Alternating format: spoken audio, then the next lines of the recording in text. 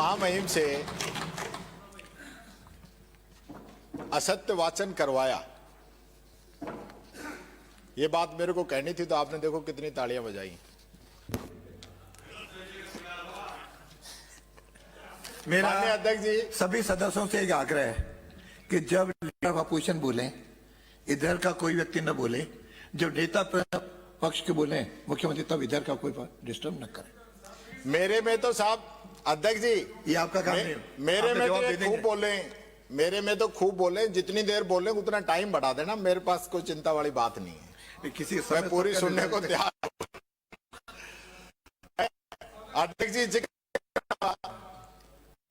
के अंदर शांति पर्व में जहां भीष्म पितामह युधिष्ठिर को राजधर्म का उपदेश देते हैं और वो उपदेश एक श्लोक के माध्यम से सुनाते हैं, वो मैं यहां कहना चाहूंगा। असत्ये न राज्यम स्यात् न सुखम न च कीर्तियः असत्यवादी राजा नाम तजेत प्रजा न संशय।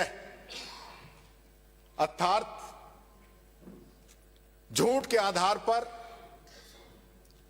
असत्य के आधार पर न तो राज्य चलता है, न सुख मिलता है, न यश मिलता है। और जो राजा झूठ बोलता है, जो राजा असत्य बोलता है, उसकी प्रजा उसे त्याग देती है, इसमें कोई संदेह नहीं है। जब आपकी सरकार और आपके मुख्यमंत्री जी कह रहे थे कि हमारे संकल्प पत्र के 72% वादे आपने पूरे कर दिए, तो मैं पहले सारे काबिल सदस्य हैं, आप ही बता दो आपके संकल्प पत्र में कितने वादे थे?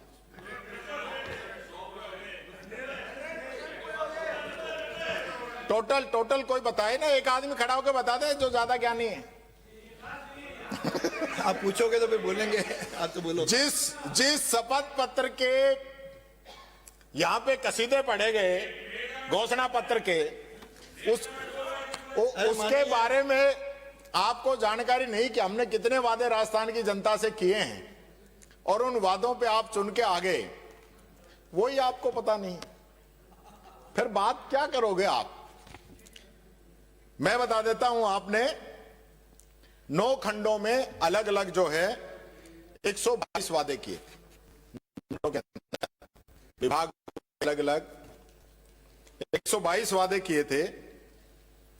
और 122 जो वादे किए उनमें से आप कह रहे हो कि हमने 78% पूरे कर दिए, तो ये 28 क्यों रख लिया? कोई जीएसटी लग गई क्या? ये भी पूरा ही बता देते, आप इसको रखने की कहां जरूरत थी? क्योंकि जो हालत जो है वो हकीकत है, वो पूरा प्रदेश जानता है। ये बात मैं कहना चाहूंगा। 4 लाइनों से मैं शुरू करना चाहूंगा।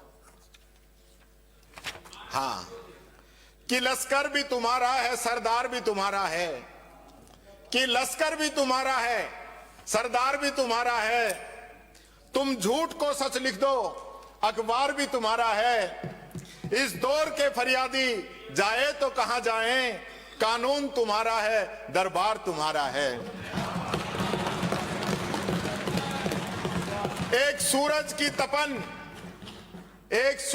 तपन तुमसे बर्दाश्त नहीं होती, एक मोम के पुतले सा किरदार तुम्हारा है, किरदार तुम्हारा है। यह बात मैं कहना चाहूंगा। माननीय अध्यक्ष जी, सरकार का काम चल रहा है। मैंने पिछली बार भी कहा था कि सरकार को बहुत ज्यादा चिंता है कि हम जो कर रहे हैं उससे कहीं ज्यादा अच्छा दिखाया जाए, और उसके लिए आजकल रील फॉर्मेट और चल रहा है सरकार का। माननीय मुख्यमंत्री जी का आज सुबह एक रील डली कि कर्म योगी मुख्यमंत्री रात के 12 बजे सचिवालय से मुख्यमंत्री ऑफिस से आते हुए, 12 बजे तक तो लगभग सभी काम करते हैं। मोदी जी जब 24 घंटे करते हैं तो हम 12 बजे तक ही काम कर रहे हैं। आज तो इतना विशेष दिन था, मैं तो सोचता था कि मुख्यमंत्री जी सुबह 3, 4, 5 बजे तक काम करते होंगे, कोई घंटा आध घंटा सोने को मिलता होगा, ये स्थिति है। और वो रील बनवाने वाले को अध्यक्ष महोदय 8 करोड़ रुपए का पैकेज दिया है, 8 करोड़ का। और वो YouTube कभी खोल के देखना, आप सब भी नहीं देखते होगे, आप सब अगर देखते हो ना, चैलेंज करता हूं, उसके व्यूज ही कोई 50, 100, 200 आते हैं। तो जितने आपके विधायक हैं, इतने लोग भी उस चैनल को नहीं देख रहे। तो ये ब्रांडिंग किस लिए की जा रही है? एक दिल्ली के चैनल को एक शो के लिए 1 करोड़ रुपए। वाह साहब वाह, बहुत बढ़िया। ये सरकार चल रही है। दुर्भाग्य है कि 4-4 महीने तक कैबिनेट नहीं होती, और हां 4-4 महीने तक, और कैबिनेट से पहले देश के बहुत बड़े उद्योगपति, 2 कैबिनेट मीटिंग हुई हैं, उनसे पहले देश के बहुत बड़े उद्योगपति मिलके गए हैं, उससे अगले दिन ही कैबिनेट बुला ली। ये बड़ी आश्चर्य की बात। आप कहो तो नाम भी बता दूंगा। ये वही बात, कोई नहीं पूछ रहा, सबको पता है, और ऐसा लग रहा है जैसे उनका आने के बाद ही बुलाई हो। दूसरा, विधायक दल की बैठक हुई, कई तो मंत्री लेट आते हैं, और उस बैठक के अंदर आपके विधायकों ने सरकार की हकीकत बताई कि कई मंत्रियों की वजह से, मैं मंत्री का नाम नहीं लेना चाहता, उस मंत्री की वजह से हमें, हाथ तो लिवा दे, तुम मरवा दे उसको बेचारे को। तुम तो चाहते ही यही हो कि मैं उसका नाम ले दूं, क्योंकि आप सबने सुना है, आपकी विधायक दल की बैठक की बात है। उसने कहा कि ये एक मंत्री की वजह से हमें गांव में घुसने नहीं देंगे लोग। ये हालत राजस्थान के अंदर इन लोगों ने कर रखी, हकीकत है आपकी। माननीय मुख्यमंत्री जी, ये आपका रिप्लाई कल होना था, लेकिन आज हो गया। मुझे पता चला, अच्छा,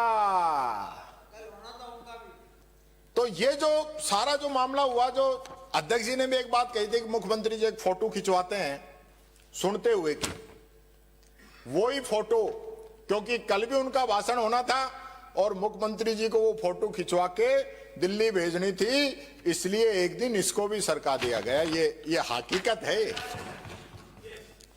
जो संसदीय मीटिंग में तय हो गया, बीएससी में मीटिंग में तय हो गया, उसमें कोई क्वेश्चन नहीं किया जा सकता। आपकी मौजूदगी में तय हुआ है, कोई ऐतराज नहीं है। कौन सा कार्यक्रम कब लिया जाएगा, कौन सी कार्यसूची ली जाएगी, उसमें कोई नहीं कह सकता, उसमें नहीं बोला जा सकता। ये इसको डिलीट कराइए आप। बीएससी की मीटिंग में तय हुआ, इनकी सहमति से तय हुआ है। ध्यान रखें भाई, इतनी जल्दी, अभी तो शुरुआत ही है। मैंने कोई ऐतराज नहीं जताया। माननीय सदस्य, आपका नेता ही बोल रहा है, क्योंकि अपनी सीट पर आइए। मैंने माननीय अध्यक्ष जी अपनी सीट पे, कोई असंसदीय बात भी नहीं कही। कोई लोग अपनी सीट पे ही बैठेंगे। बैठक पे जो निर्णय हुआ उस पे भी ऐतराज नहीं जताया। हम तो खुद, आपने कहा तो हमने तो हाँ भरी है कि ठीक है, अच्छी परंपरा है, लेकिन आपका बर्थडे है, आप तो शुभकामनाएं ले हो, आज क्यों चक्करों में पड़ रहे हो?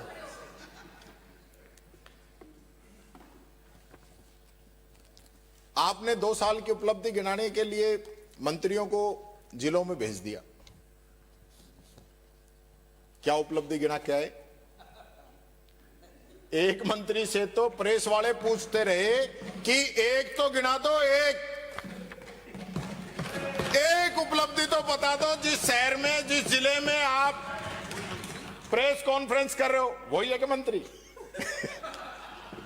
वो एक भी उपलब्धि नहीं गिना पाए। माननीय अध्यक्ष महोदय, कमाल है। यानी कि 5 साल में जो काम हुआ वो आपने 2 साल में कर दिया, लेकिन उपलब्धि एक भी नहीं बताओगे। बड़ी जो है अजीब सी बात है। और दूसरा और है, अगर कोई पत्रकार, कोई अखबार अगर कोई सच्चाई को उजागर कर दे तो सीएमओ से, सीएमआर से, अधिकारियों के यहां से फोन जाते हैं कि इसको ठीक करो, डिलीट करो, सरकार का मैसेज सही नहीं जा रहा है। और एक तो ये कह रखा है कि पर्ची सरकार तो अगर किसी अखबार में लिख गया तो समझ लो उसकी ऐड बंद है उसी दिन से।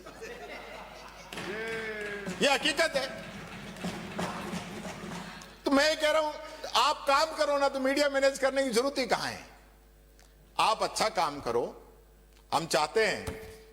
देखिए मुझे कई बार कई लोग कहते हैं कि डीजी चले गए, फिर एक आदमी ने कहा कि अब के सीएस भी चले गए, फिर एक ने कहा प्रिंसिपल सेक्रेटरी सीएम भी चले गए। तो मुझे बड़ी चिंता हुई।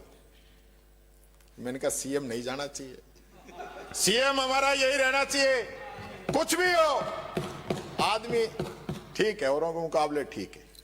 हम चाहते हैं आप 5 साल रहें, 5 साल रहें अगले। अच्छा, और हटने की दिक्कत यह थी कि अभी गोवर्धन जी के वहां दर्शन करने गए, कोई बात नहीं, दर्शन करने गए तो जब धोख खा रहे थे जूते ही पहन रखे थे।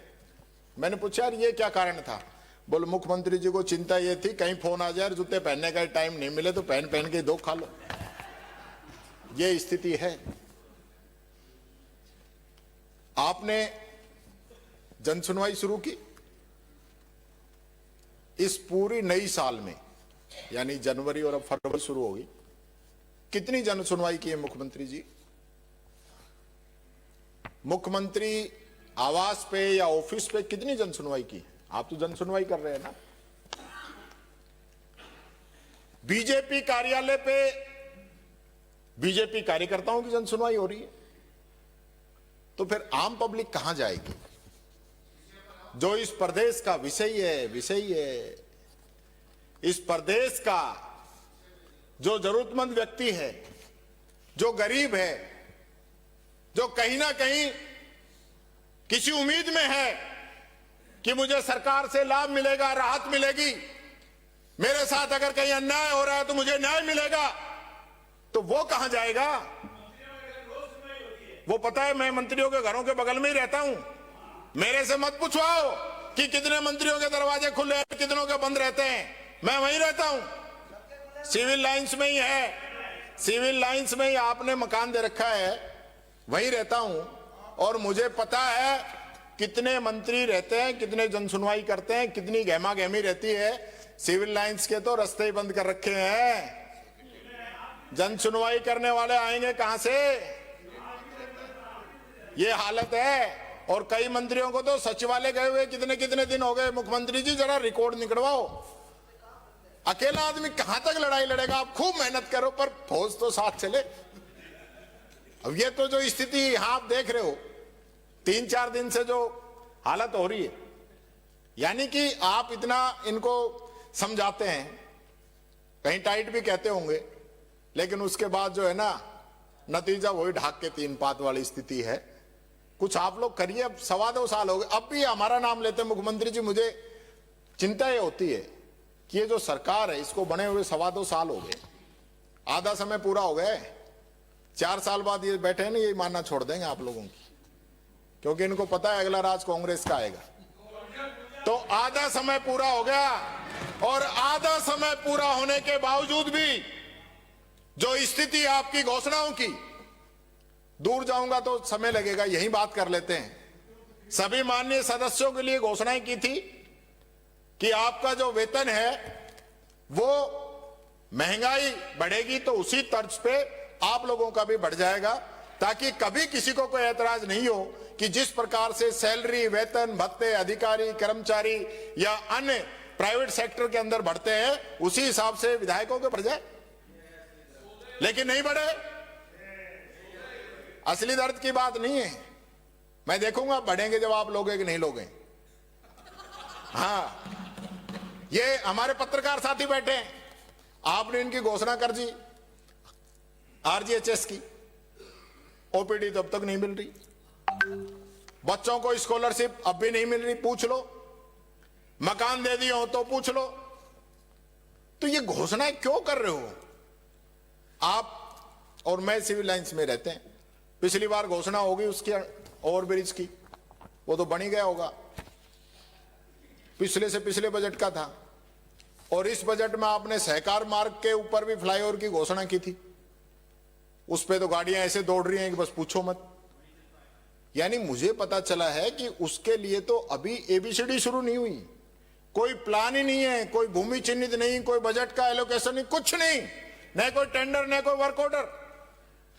तो फिर क्यों घोषणा करते हैं? और मुझे बड़ा दुख होता है मुख्यमंत्री जी, जब इस सदन के द्वारा की गई घोषणाएं, हमारी घोषणाएं, तो आप कहते हो ना कि आप लोगों ने घोषणा की और पूरी नहीं हुई। उसका कारण बता दूं आपको। उसका कारण है 22/12/2023 को इस सरकार के द्वारा निकाला हुआ ये लेटर, जो आपका राज बनते ही आपने निकाला था। मैं पढ़ के सुनाना चाहूंगा आप लोगों को।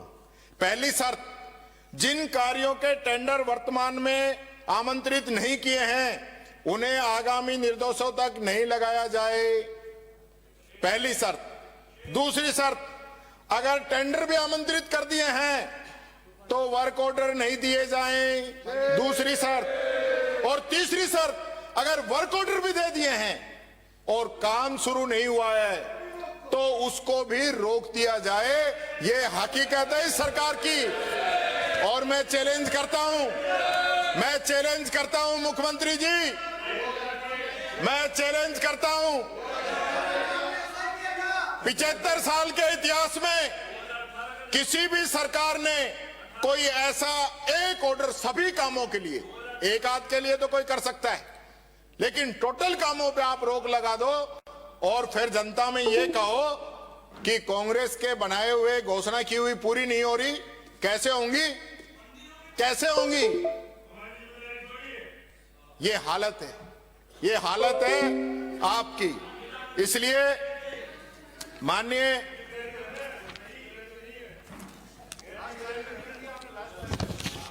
मुख्यमंत्री जी, विधायक कहते हैं हमारी जनता नहीं सुनती, अधिकारी कह रहे हैं विधायक हमारी नहीं सुन रहे हैं, और मंत्री कह रहे हैं मुख्यमंत्री नहीं सुन रहे, मुख्यमंत्री कह रहे हैं मेरी तो कोई नहीं सुन रहा। कल्पना नहीं है, हमारे राज में किसी विधायक ने थानेदार के पैर नहीं पकड़े काम कराने के लिए। ये हालत है आपकी, एक विधायक थानेदार के पैर छू रहा है। अपने मुख्यमंत्री को नकारा बताया था, कहां कल्पना कर रहे हो? आपका कोई विधायक धरने की धमकी देता है? बैठे बैठे न बोले। आपका कोई विधायक दोनों पक्षों से बैठे बैठे न बोले। टाइम तो दें आप उनको। बैठे कल बताया तो था। आप तो चुप रहो। कोटा पूरा हो चुका, आपका नहीं आ रहा नंबर, रहने दो आप।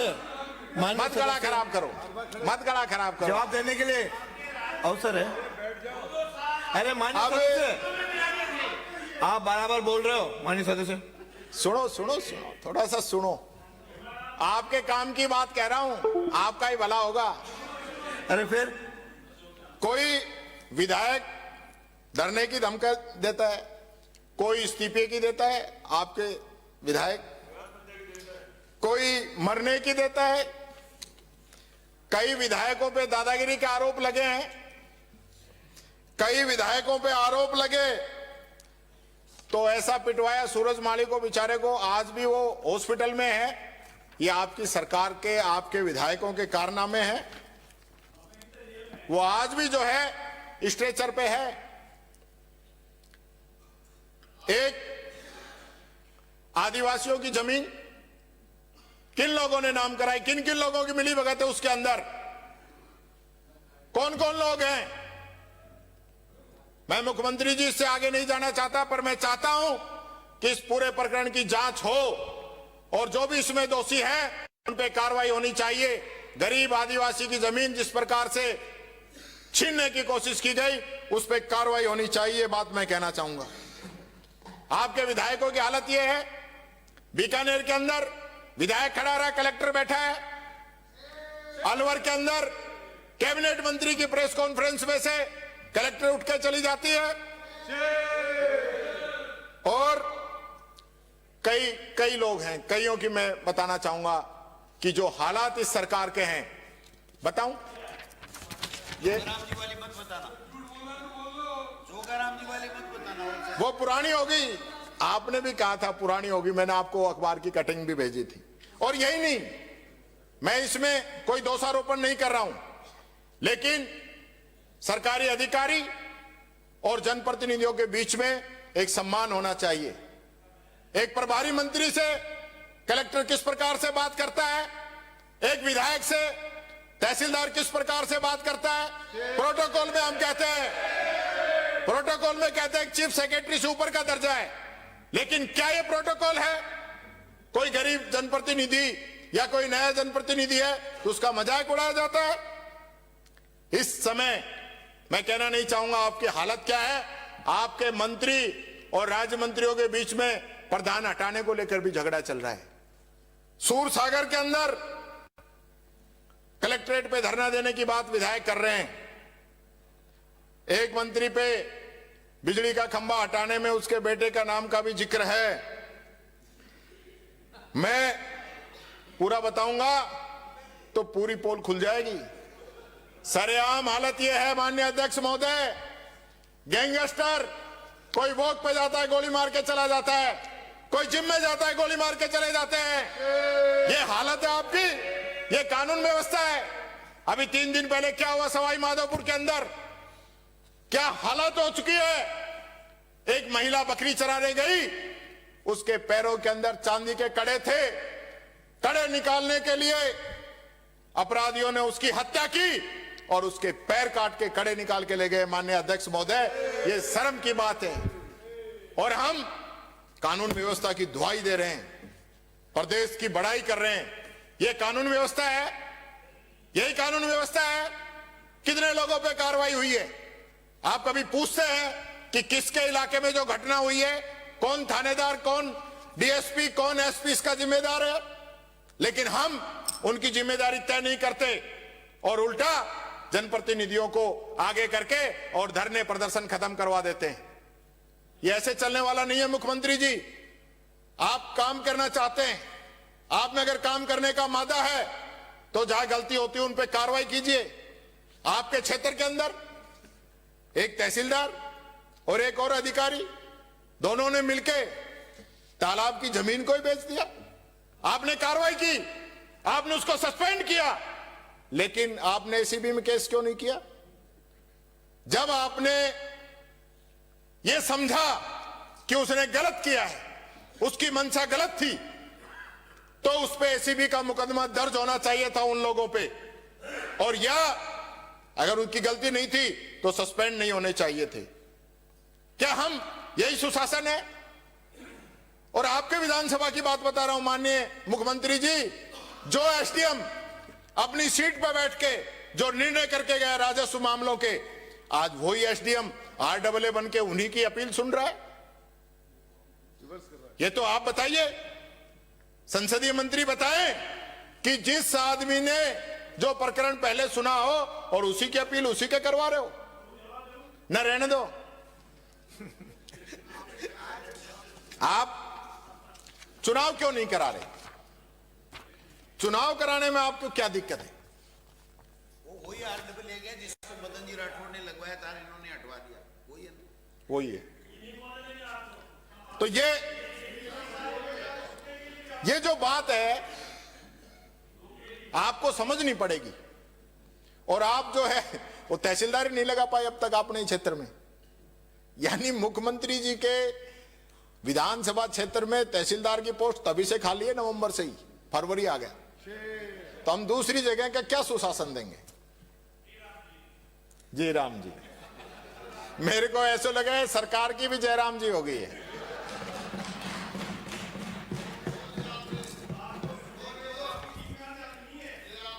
आप लोग तो हो, आप तो हो, मेरे वालों को तो पता ही है, आपको ही सुनाना है मेरे को तो।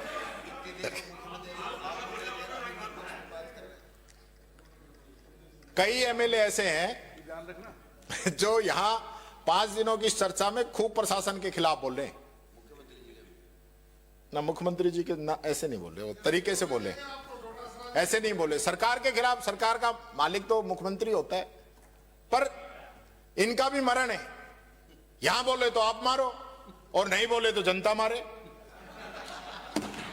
ये जाए तो जाए कहां, किसको सुनाए अपनी बात, कहां रखें? ये हालत इन लोगों की हो गई है। आप बार बार double engine, double engine, double engine. अब ऊपर वाले इंजन की बात करता हूं, पहले 4 लाइनें सुनाना चाहूंगा। विदेश नीति की परतें किताब ने खोल डाली, 56 इंच की सच्चाई कलम ने तोल डाली। सेना अध्यक्ष का सच जब संसद तक पहुंचा तो राहुल गांधी की आवाज पर पाबंदी लगा डाली, पाबंदी लगा डाली, पाबंदी लगा डाली। तो ऐसी क्या बात थी, ऐसी क्या बात थी, ऐसी क्या बातें थी जो आप सुनना नहीं चाहते? राहुल गांधी जी ने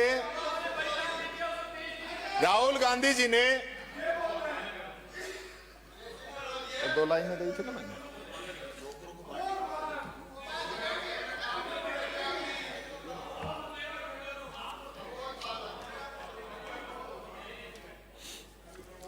राहुल गांधी जी ने एक बात रखना चाहा, वहां पे रोक दिया।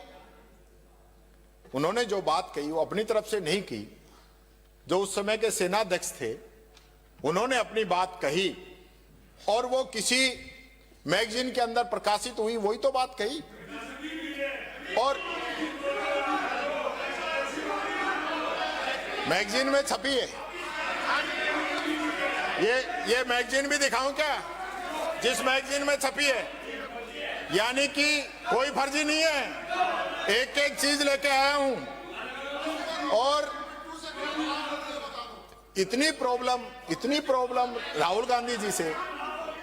वो राहुल गांधी जी जो देश के लोकसभा के नेता प्रतिपक्ष हैं, 5 बार के सांसद हैं और आपके महामानव से 3 गुना ज्यादा वोटों से जीते हुए हैं, 2 जगह जीते हुए हैं। ये एक जगह बड़ी मुश्किल से जीते हैं, वो बंदा 2 जगह जीता है, 3 गुना वोटों से जीता है। जिसके पिताजी ने प्रधानमंत्री रहा है, जिसकी दादी प्रधानमंत्री रही है, जिन्होंने देश के लिए अपनी जान दी है, इसके लिए आप इस प्रकार की बातें करते हो।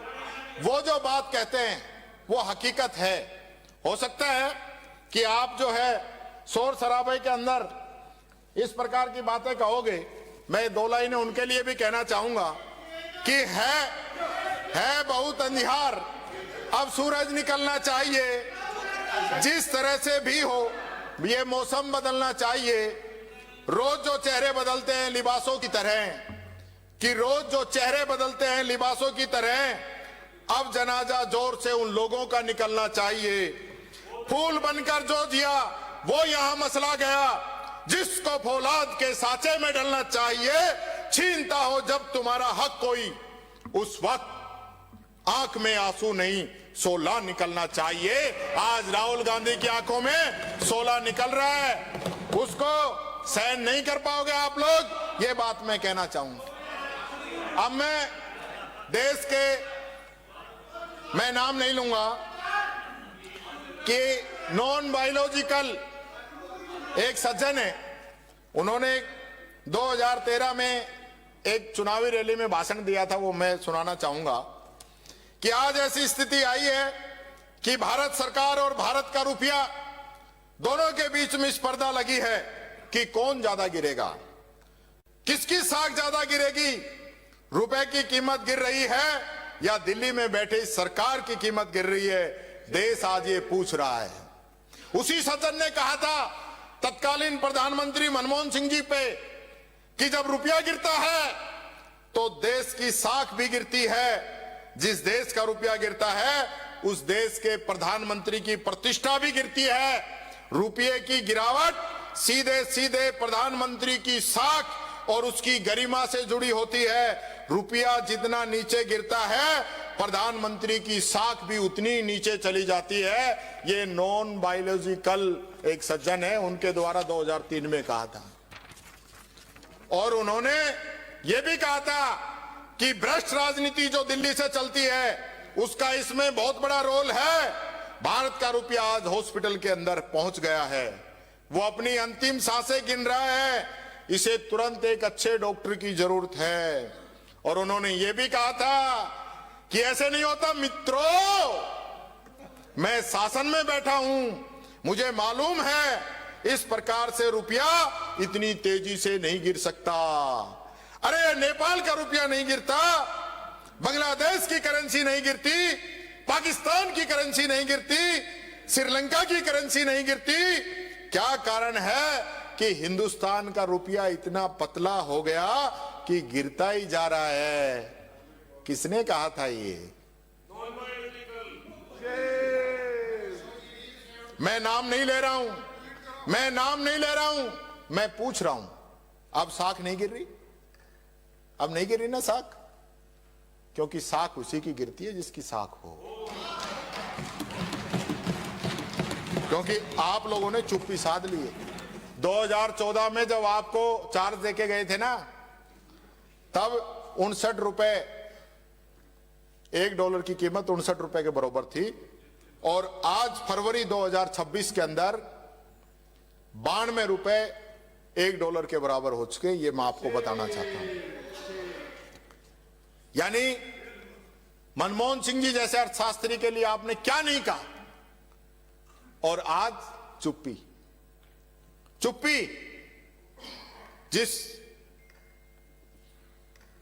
2014 के बाद में पीआर की टीम तैयार की गई और यह कहा गया कि भारत का डंका बज रहा है, भारत का डंका बज रहा है। ऑपरेशन सिंदूर के अंदर माननीय अध्यक्ष जी, ऑपरेशन सिंदूर के दौरान दोनों से आग्रह किया है, आपके नेता बोलेंगे, इन सारे प्रश्नों का वो जवाब देंगे, तो वो जवाब देंगे। इधर यहां से भी कोई नहीं बोले, वहां से कोई नहीं बोले। मेरे क्वेश्चनों का जवाब देना है ना, आपके नेता सक्षम है। मेरे क्वेश्चनों का जवाब देना है तो सीएम बनना पड़ेगा। देख लो, बीच में मत खड़े हो। ऑपरेशन सिंदूर के दौरान अभी मैं देख रहा था, हमारे एक राज्य मंत्री बाहर भाषण दे रहे थे, अमेरिका को घुटनों के बल टिका दिया है, 18% करा दिए पेनल्टी। मैंने कहा भाई, ऑपरेशन सिंदूर हुआ, हमारी सेना ने शौर्य, पराक्रम, वीरता के साथ पाकिस्तान को मुंह के बल गिराया। और ये पहला मौका नहीं है, इससे पहले भी हमेशा पाकिस्तान का इलाज किया है। इंदिरा गांधी ने तो पाकिस्तान के 2 टुकड़े कर दिए, 92,000 सैनिक घुटनों के बल टिका दिए। लेकिन हमारे चलते हुए युद्ध के अंदर ट्रंप साहब का बयान आता है कि मैंने सीज फायर करा दिया है, मैंने वॉर रुकवा दी है। और वो एक बार नहीं, 70 बार ये बात बोल चुका है। और जो विदेश नीति की जो बात कर रहे थे ना, मैं उस पर भी आऊंगा, उस पर भी आऊंगा। जो विदेश नीति की बात कर रहे थे, हमारा देश जहां पाकिस्तान के आतंकवादी आकर इस प्रकार की कायराना हरकत करके गए, उस पे हमारे देश के साथ एक भी कोई भी देश आके खड़ा नहीं हुआ। और पाकिस्तान के साथ चीन, अजरबैजान, तुर्की, मलेशिया जैसे लोग के देश आके खड़े हो गए और हमारे साथ एक देश नहीं आके खड़ा हुआ। यह विदेश नीति है। और वही पाकिस्तान के सेना अध्यक्ष को अमेरिका व्हाइट हाउस में बुलाकर नाश्ता करा रहा है। और आप बात कर रहे हो अमेरिका की। जब ट्रंप ने पहले भाषण दिया तो मोदी जी को नहीं बुलाया शपथ ग्रहण में, और वो बार बार हमारे देश के प्रधानमंत्री की जिस प्रकार की बातें करता है, आप लोग भले ही साइन कर लेते हो, मैं साइन नहीं करूंगा, न मेरा दल साइन करेगा। वो बीजेपी के प्रधानमंत्री नहीं है, इस देश के भी प्रधानमंत्री हैं। अमेरिका को कोई हक नहीं है कि वो मोदी जी के बारे में इस प्रकार की बातें करे। हम लोगों को बोलना चाहिए, लेकिन हम राजनीतिक कारणों की वजह से नहीं बोल पाते। ये वही देश है जहां इंदिरा गांधी ने अमेरिका का 7वां बेड़ा वापस कर दिया था। ये वही देश है जहां महात्मा गांधी के आज सैकड़ों देशों के अंदर प्रतिमाएं लगी हैं, उन लोग उनको फॉलो करते हैं। और आज भारत के लिए अमेरिका किस प्रकार की बातें करता है। और आप सुनिए, यही नहीं, उन्होंने टैरिफ लगाया हम पे, टैरिफ के ऊपर पेनल्टी लगाई और अब टैरिफ वापस 18% कर दिया। ये 18 से पहले कितना था ये भी बता दो, कितना था बता दो। 3% टैक्स था जिसको बढ़ा के 50 किया और अब घटा के 18 कर दिया। हम वाहवाही कर रहे हैं, ये 2-3 मंत्री तो बाहर जाके बाइट दे रहे हैं कि बहुत बड़ा काम कर दिया हमने। और उसके जो हमने टैरिफ लगाया है वो जीरो टैरिफ। हम अमेरिका पे कोई टैरिफ नहीं लगाएंगे। और रूस जो हमारा मित्र देश रहा है उससे भी तेल नहीं खरीदेंगे, ये ट्रंप ने कहा है। कमाल है, उन्होंने हमारे हिंदुस्तान के लोगों को बेड़ियां लगा लगा कर भेजा। क्या हालत, कोई बोलने को राजी नहीं। और जबकि कोलंबिया, मैक्सिको, ब्राजील और होंडुरास जैसे जो देश हैं उन्होंने इस पे कड़ी आपत्ति जताई, लेकिन हमारे देश की तरफ से कोई इस पे आपत्ति नहीं जताई गई। मैं समझता हूं मजबूरी होगी आपको। आप वंदे मातरम के 150 वर्ष मना रहे, जहां वंदे मातरम का जश्न होना चाहिए था वहां हमने इसको विवादों में घेर दिया। कौन लोग हैं जिन्होंने वंदे मातरम को नहीं अपनाया? जब आजादी की लड़ाई चल रही थी और वंदे मातरम गाने वालों को जेल के अंदर भेज दिया जाता था, कौन लोग थे वो जिन्होंने वंदे मातरम को नहीं अपनाया? आरएसएस के लोग थे जिन्होंने वंदे मातरम को नहीं अपनाया। और पीछे तक भी उनके हेडक्वार्टर पे राष्ट्रीय तिरंगा नहीं लगा। ये बात मैं कहना चाहूंगा। मैं पूछना चाहता हूं कि आज इस सदन के अंदर आप लोग 115 लोग हैं ना, आप बता दो। 7 आदमी खड़े हुए हैं, यानी 7 ही हैं आरएसएस के, बाकी वैसे ही। ज्यादा आप ऐसे जो हैं संगठन की चर्चा न करें। आप में से बता दें, पूरी बीजेपी के जो लोग हैं वो बता दें कि वंदे मातरम का कौन सा वो हिस्सा हटाया गया जिस पे विवाद हुआ है? कौन गा के बता दे, बता दो। इतने ही देशभक्त हो ना आप लोग, तो राष्ट्रभक्त हैं आप लोग, तो राष्ट्रभक्त हैं। हाँ सुनाओ सुनाओ सुना दो, मैं बैठ गया। सुनाओ सुनाओ, मैं सुनना चाहता हूं। आप नहीं सुना पाओगे क्योंकि अरे एक साथ मैंने अनुमति नहीं दी है किसी को, इसलिए नहीं बोल रहे हैं। आप ज्यादा उनकी चर्चा करोगे ये भी सब खड़े हो जाएंगे। वो मैं समझ ऐसी गया। चर्चा न करो जिसके कहीं आपको दिक्कत आए। मैंने आपको कहा आप बोलो। मैंने कोई गलत पूछ ले ये तो आप बता सकते थे ना कि भाई कौन सी पंक्ति हटाई थी। मुझे पता था पहले ही। जब वीर झूल रहे थे फांसी के फंदों पर, तब ये दूर खड़े थे अपने ही धंधों पर। भगत बिस्मिल आजाद ने जब दी थी अपनी जान, इतिहास में ढूंढ कर बताओ कहां था इनका निशान, कहां था इनका निशान। ये बात मैं कहना चाहूंगा। माननीय अध्यक्ष महोदय, आपकी जो बजट घोषणाएं है ना, 2 बजट में आपने 2717 घोषणाएं की हैं, जिनमें से अभी और भी मेटेरियल, चिंता मत करो, बढ़ा दी अध्यक्ष जी ने मेरी। अभी नहीं बढ़ाया। ये अपन विदेशों की और 2717 जो आपकी बजट घोषणाएं है ना अभिभाषण में, उनमें से 754 ही हुई है पूरी। ये हकीकत है। और पिछले साल की तो 18 से 20% ही पूरी हुई है। ये बेचारों की गलती नहीं है। यहां जो क्वेश्चन लग रहे हैं, मंत्री फंस रहे हैं, इनकी गलती नहीं है। जब 18% ही पूरी होगी तो मंत्री यहां तो सही जवाब देगा, कौन सा पुल बन गया, कौन सा नल लग गया, कौन सी सड़क बन गई, यही तो कहेगा। हाथ बता दी, सिविल लाइंस का दोनों ही ना बना, सहकार मार्ग भी नहीं बना। ये स्थिति है, ये मैं आपको कहना चाहूंगा। मैं थोड़ी सी चर्चा जो है, पिछले दिनों जो कार्रवाई चली उनकी करना चाहूंगा कि नाम काटने जोड़ने का काम था। यानी कि मैं एसआईआर पे चर्चा नहीं कर रहा हूं और पंचायत राज के चुनाव यहां भी होने हैं। और मैं एक बात पूछना चाहता हूं अध्यक्ष जी, जिस एसआईआर पे बिहार में चर्चा होगी, जिस एसआईआर पे हरियाणा में चर्चा होगी, जिस एसआईआर पे लोकसभा में चर्चा होगी, हमें चर्चा कराने में क्या दिक्कत है? हम कोई प्रक्रिया पे उंगली नहीं उठा रहे। माननीय मुख्यमंत्री जी, मुझे आप पे पूरा यकीन है और मैं चाहता हूं आपका साथ मुझे मिले। इसमें एसआईआर का जो मामला है वो बड़ा गंभीर था। वो पेन ड्राइव कहां से आई? जो फॉर्म सब बटे एक ही दिन में, जो फॉर्म बांटे गए, जिनका ऐतराज हुआ। एक सेकंड। एसआईआर पर हमारी ओर से कानूनन ऐतराज उठाया गया, आपने उसकी व्यवस्था दे दी। उस व्यवस्था का उल्लंघन करना ही अपने आप में गलत है, इसीलिए उस पे किसी तरह का कोई भी कथन विधानसभा की पटल पर जब तक आपकी व्यवस्था नहीं आ जाए तब तक नहीं कहा जा सकता। चर्चा न करें। मैं कोई एसआईआर की प्रक्रिया पे उंगली नहीं उठा रहा, एसआईआर के नियमों पे उंगली नहीं उठा रहा, एसआईआर के विरोध में उंगली नहीं उठा रहा।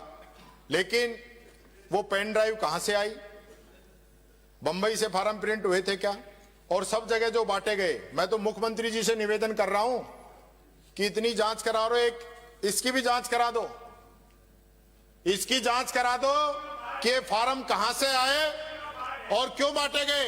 मैं आपके उन मंत्रियों का नाम नहीं ले रहा जो हवाई जहाज लेके आए थे यहाँ। इसका फिर जवाब इसका गलत स्टेटमेंट है। जब तक आपकी व्यवस्था नहीं आ जाए उसके किसी भी पार्ट पर कोई भी चर्चा, कोई भी कथन, कोई भी अभिकथन इस विधानसभा के कोई अतिक्रमण नहीं है, कोई अतिक्रमण नेता से अपेक्षा करता हूं कोई मंत्री का नाम नहीं लिया, का आदर करेंगे। मैंने कोई मंत्री का नाम नहीं लिया, मैंने कोई प्रक्रिया की कोई बात नहीं चर्चा न की। करें। मैं मुख्यमंत्री जी से तो अपील कर ही सकता हूं कि जांच कराने की। वो पेन ड्राइव कहां से आई थी, कौन हवाई जहाज में देके गए थे, बताऊं क्या नाम? मैं तो खुद ही सदन की मर्यादाएं रखना चाहता हूं और मैं चाहता हूं कि राजस्थान की परंपरा ऐसी कभी नहीं रही कि राजस्थान के अंदर जो काम नियम कानून से चलता है।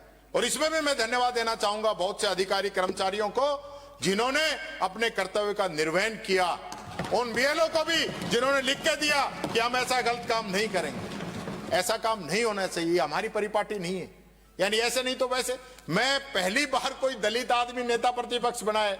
अध्यक्ष जी, बड़ी मुश्किल से जीत के आया हूं, मेरी कांग्रेस पार्टी ने मुझे आशीर्वाद दिया। यानी मेरे वोट काटने के लिए 25,000 फार्म अलवर ग्रामीण के अंदर भिजवा दिए। 25,000 फॉर्म। यानी कि जो जितने से जीत के उतने हरवाओ। ऐसा मत करो, मैं आता रहूंगा तो मन लगा रहेगा।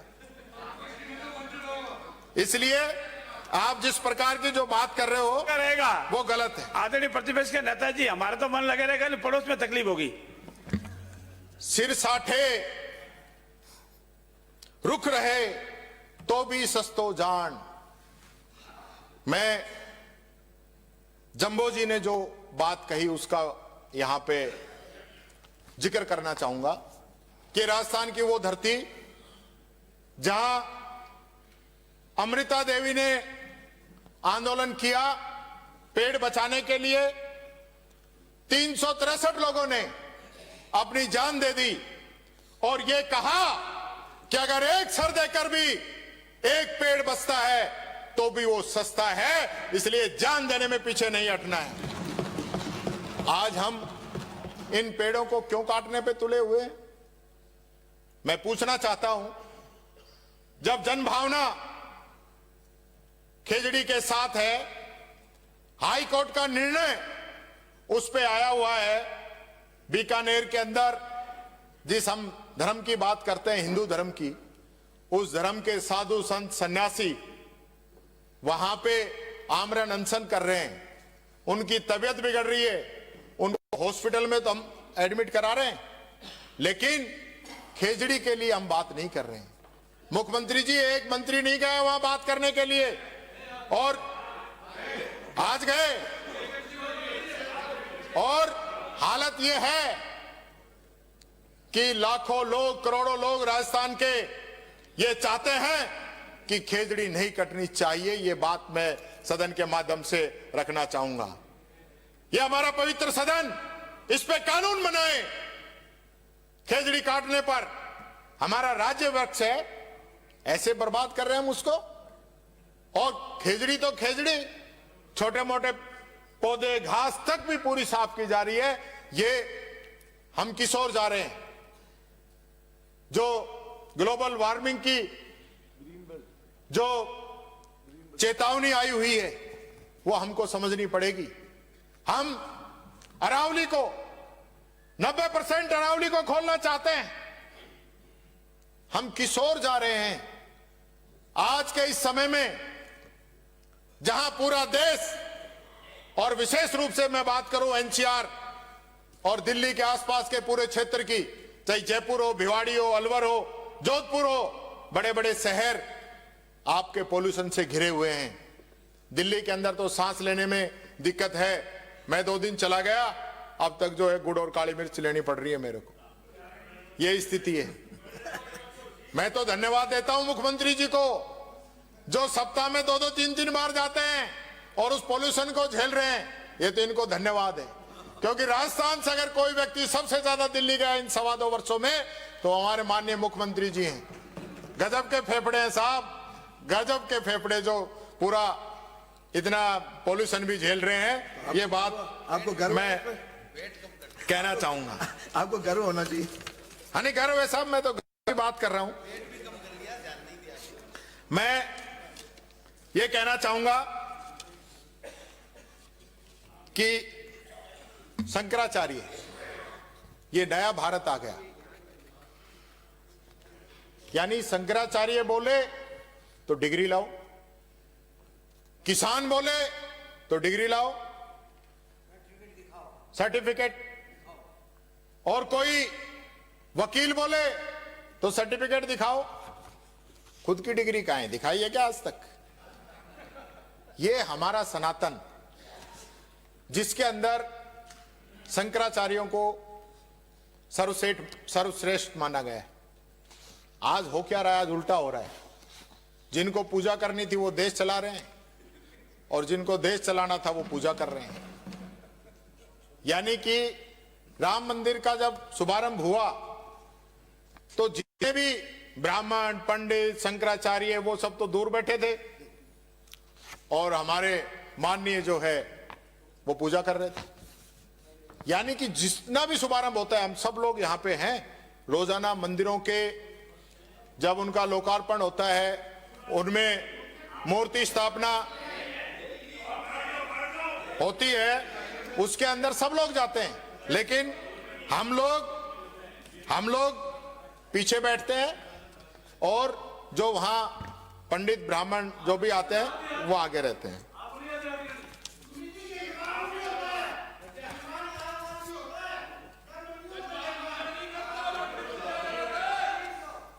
अच्छा चलो इस पे आ जाऊं, अभिभाषण पे आ जाऊं। अब आगे कुछ समय कम होता है। अभिभाषण पे आ जाता हूं अभी तक कि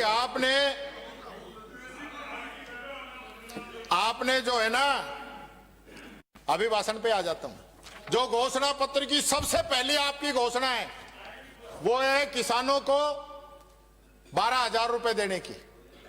दे दिए 12,000? हाँ या ना? हाँ या ना? आप तो बोलो, जवाब देंगे। नो माननीय, नो बोल रहे हैं सारे। इनसे पूछने की जगह आप तो बोलो, मुख्यमंत्री जवाब देंगे। फिर बोलोगे तो ये भी सब बोलेंगे तो आपका समय जाएगा। नहीं दे पाए। पूछो मत।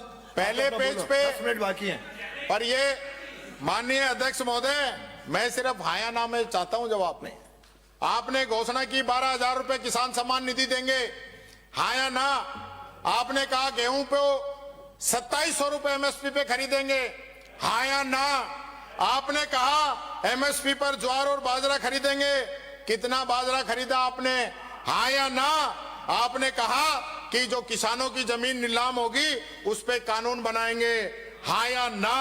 आपने कहा चना, मूंग, उड़द की एमएसपी खरीद के लक्ष्य को दोगुना करेंगे, हाँ या ना? आपने, अरे भाई वही जनता के बीच में जाना है। आपने 1 लाख युवाओं को नियुक्ति की बात की। आप बता देना उन 1 लाख में आपके समय में जिसने अप्लाई किया हो और आपने नियुक्ति दी हो उस आदमी का नाम बता देना। आपने 12 बिंदु संख्या 12 में आपने खेलो इंडिया का जिक्र किया है।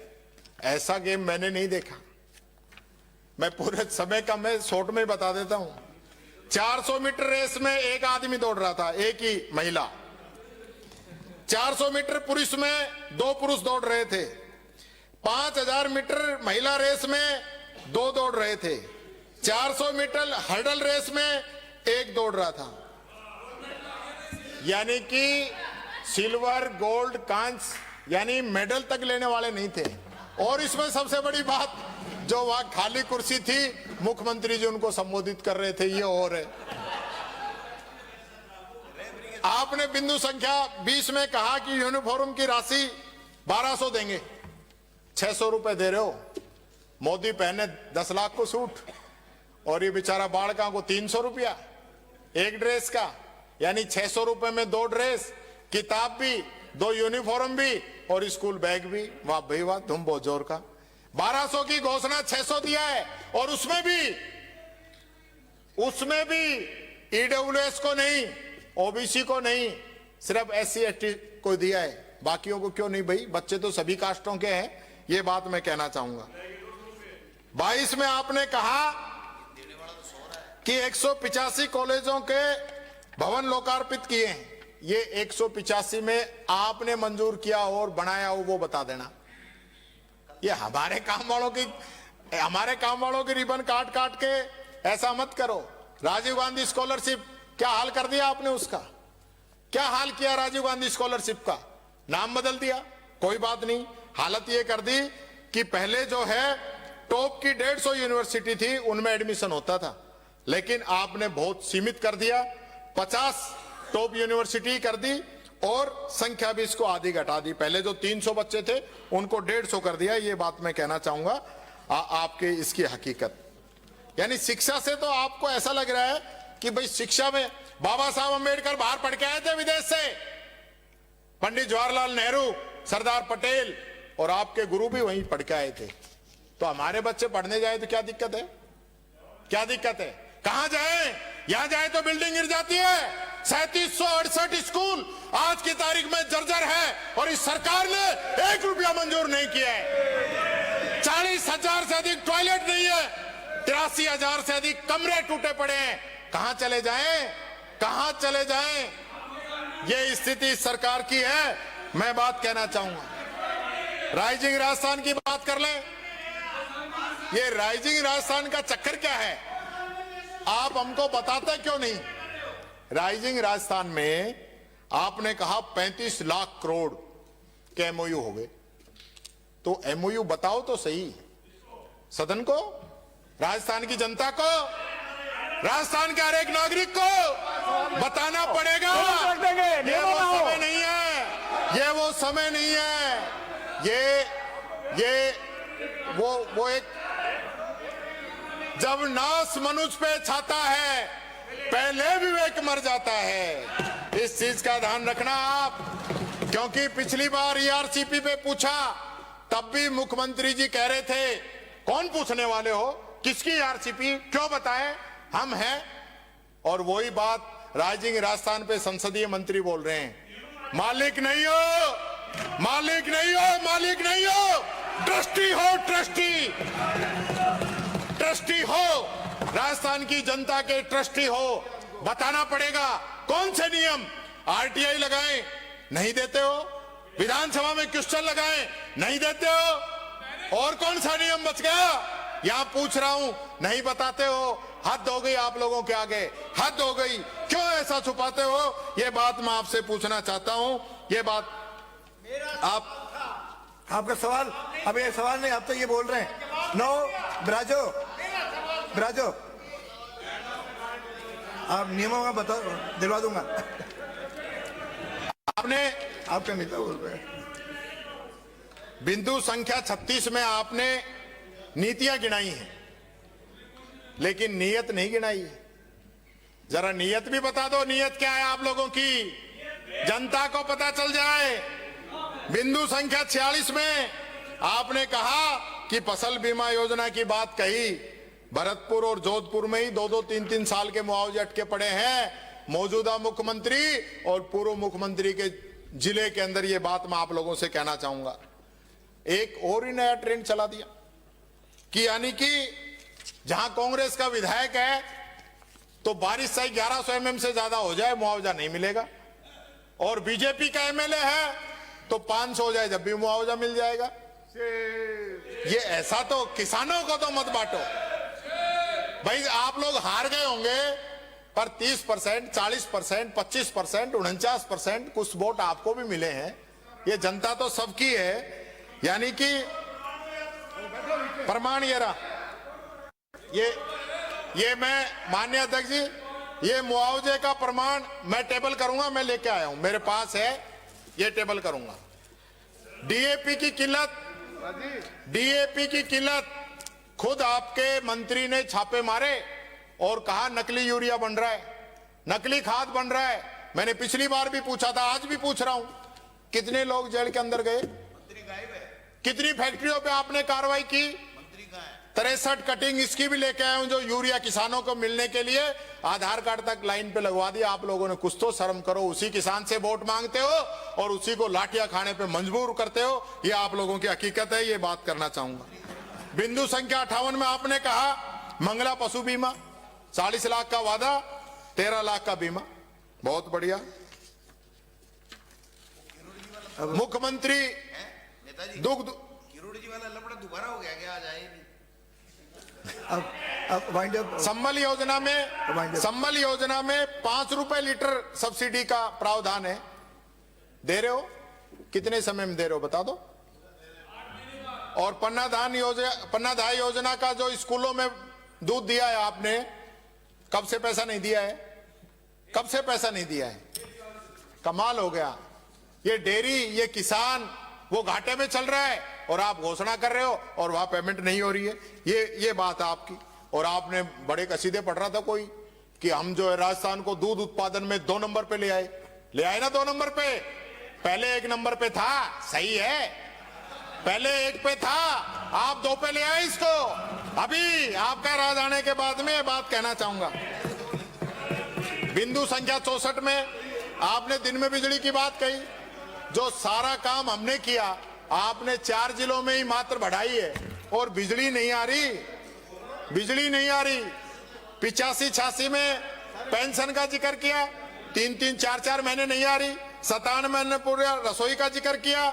जयपुर में क्या हालत हो रही है ये मैं कहना चाहूंगा। मैं बहुत ज्यादा सामान है पर थोड़ा सा मैं बीच में, क्योंकि मेरे अभी 5-7 मिनट बची हैं, इसलिए मैं ये कहना चाहूंगा माननीय मुख्यमंत्री जी कि आपके यहाँ जनसुनवाई होती है।